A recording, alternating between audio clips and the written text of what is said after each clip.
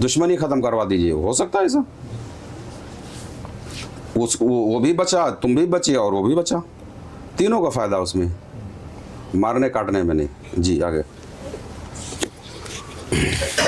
एक भाई लिखते हैं कि उर्से मखदूम शरीफ के दिन जो दूध पिलाने का रस्म है उसके बारे में थोड़ा बताएं।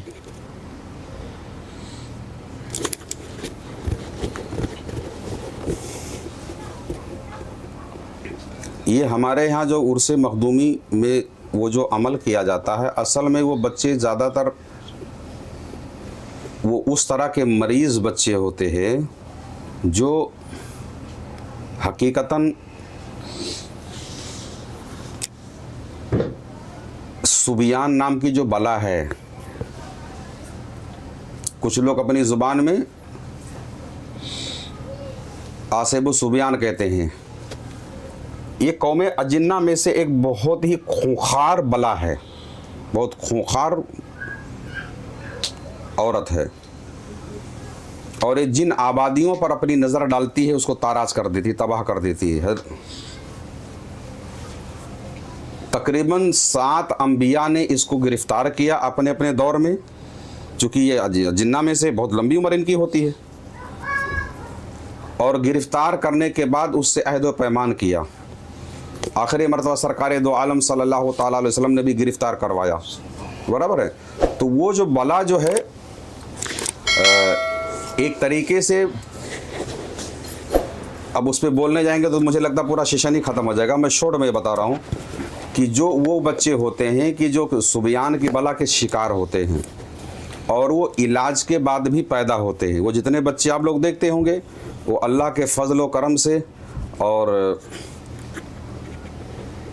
हमल ठहरने से ही उन बच्चों का इलाज किया जाता है। वो 9 महीने बाद पैदा होते हैं, उसके बाद भी 11 साल तक के उनको वो ज़ेर इलाज होते हैं।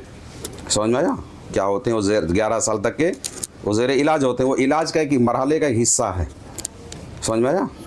अब उस दिन मखसूस हम इसलिए उनको जमा करते हैं कि उसी बहाने मखदूमी उर्से मखदूमी में भी शरीक हो जाएंगे, और बाकी दिनों में मैं एक एक करके सबको अगर जमा करता रहूँगा तो इतने मरीज़, इतने बच्चे तकरीबन मुझे लगता है 100 के पार हो चुके होंगे, 100 के पार।